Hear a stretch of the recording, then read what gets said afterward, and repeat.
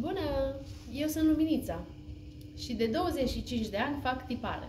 Ai nevoie de un partener pasionat de croitorie, care face cele mai frumoase tipare, după poza sau după schița pe care ți-o dorești, care să prindă viață în același timp și pe care să le caute toți clienții tăi.